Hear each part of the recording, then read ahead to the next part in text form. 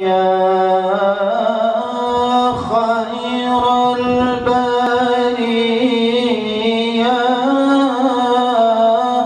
نظرا إلي ما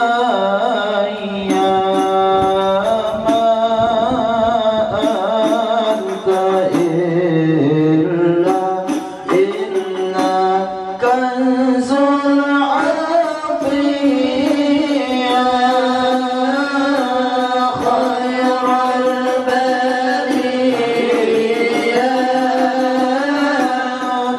نظرا إلي خير البرية نظرا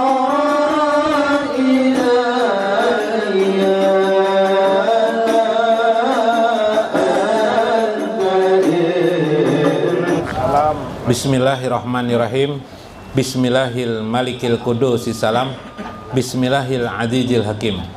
Wassalatu wassalam ala sayyidina wa nabiyyina Muhammad wa ala alihi wa sahbihi ajmain. Fa inna insyaallah asli kitab Syekh Abdul Qadir Jalani Fathur Rabbani wa nafa'na bihi wa ulumihi fid dharain. Amin ya rabbal alamin.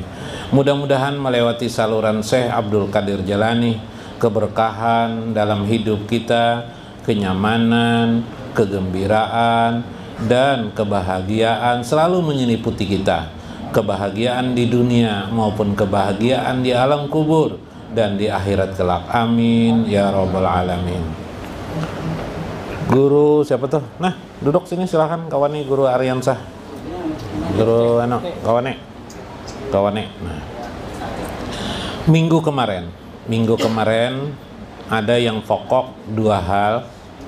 Para arif billah itu menjadikan zikir itu tomaan, makanan hidangan mereka. Jadi kalau mereka sudah menjadikan zikir itu makanan, maka indah sekali seperti kita. Kalau tidak makan apa rasanya? Lapar perut kita kan. Nah, kalau kita sudah biasa berzikir kepada Allah, apapun gaya dan teknik zikirnya, yang penting berzikir, menyukai berzikir, dan bila tidak berzikir merasa seperti kita tidak makan. Nah, kayak Pak, rasanya kalau tidak makan jam 2 siang belum makan juga, betukangan masih nasik, tapi belum makan. Apa Bib? Bisa jatuh Bib lah. Nah, seperti itu maksudnya. Ketika kita sudah merasa diri kita merasa perlu, merasa butuh, bahkan sampai terkejut kita apabila satu waktu kita lupa dengan Allah, kita ingin berzikir, berarti kita sudah menjadikan zikir itu bagaikan seperti makanan hidangan bagi kita. Nah, kalau kita menilai kita masing-masing lah, nah aku ini sudah, zikir ini sudah jadi makananku atau tidak, begitu maksud saya. Orang-orang yang seperti itulah yang disebut di dalam hadis Nabi, paskuruni, dalam hadis Nabi, ana jalisun man zakarani.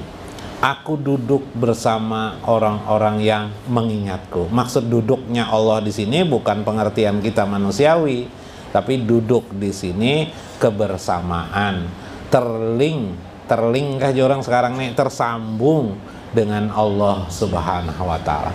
Sering kita tersambung dengan Allah, pancaran Allah, nur Allah terus menyesak pada diri kita.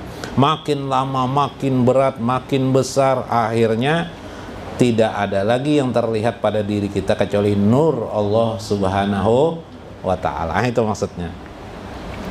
Nah, ya gulam, wahai anak-anakku, kata Syekh, ilmuka yunadika ana hujjatun alaika. Wahai anak-anakku, kata Syekh, ilmu yang engkau pelajari selama ini, apa saja di dalam pembelajaran agama, sebenarnya selalu dia memanggilmu. Jadi ilmu agama itu selalu memanggil kita. Inti dari ilmu agama itu apa? Zikrullah. Itu kan? Inti dari zikrullah musyahadah. Nah, itu kan kalau diringkas. Inti dari ilmu agama itu apa sih? Mengingat Allah. Orang yang mengingat Allah tidak ada dampak negatifnya kecuali positif. anak kecilkah, orang dewasakah, apalagi orang tua. Kenapa? Segala akhlak-akhlak buruk pada dirinya akan hilang sirna.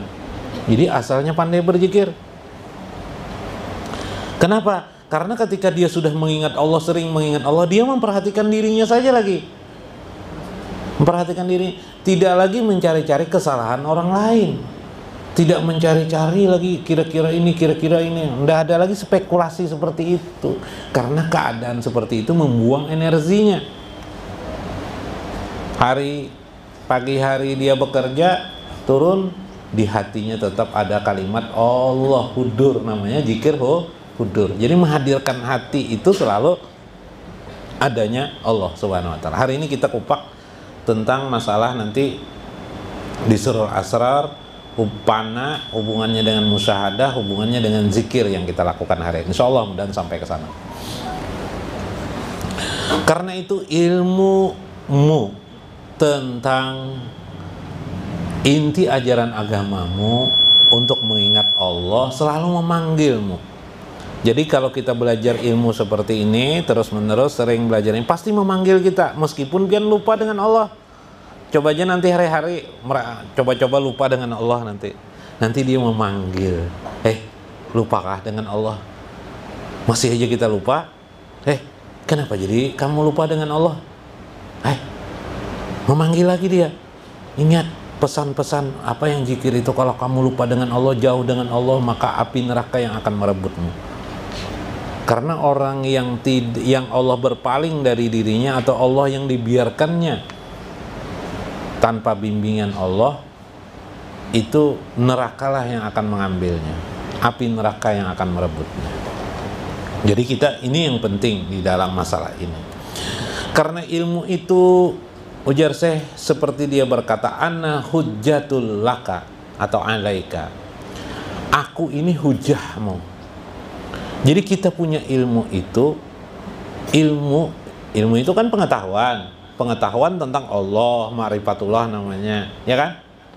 Pengetahuan tentang agama berarti pengetahuan tentang masalah-masalah apa yang seharusnya kita lakukan dalam beragama. Dia menjadi hujah di sini maksudnya alasan bagi kita untuk melakukan sesuatu. Misalnya begini, kita beragama duduk-duduk di bawah pohon asik memandang sambil berjualan, misalnya jualan tidak payu misalnya kan, duduk kita merenung. Ilmu memanggil kita, andai bisa kata ilmu, waktu santai-santai ini sambil mengingat Allah, Pak. Nah, akhirnya kita mengingat Allah. Daripada kita memikir-mikir, kenapa tidak lakulah jualanku nih? Kenapa jadi tidak laku kah? Ujung-ujungnya tetap tidak laku kan? Iyalah. Daripada kita menyumpah-nyumpah, buat apa? Membuang energi.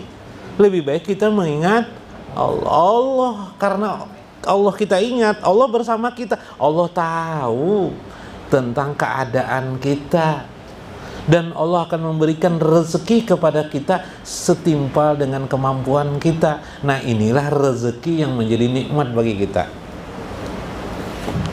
Jadi rezeki itu bisa tidak nikmat apabila rezeki itu diberikan Allah tidak melewati ukuran kemampuan kita. Iyalah, itu mengakibatkan rezeki ketika orang itu mulai kaya atau punya uang makin banyak, dia makin jauh dengan Allah. Berarti rezekinya itu melampaui dari kapasitas kemampuan dia memelihara rezeki. Kita ini kan berubah. Coba kalau tidak percaya ke pasar, kalau membawa uang 10.000 aja kira-kira banyak lah yang dilihat di pasar? Enggak lagi. Tapi kalau uang sudah sampai 1 juta di kentong, di saku ada 1 juta, kira-kira kayak Pak, tawar-tawar terus baju orang, macam-macamnya ditawar. Sampai ada cewek gen melihat kawannya dikawin ini aja. Ya kalau lah. Nah,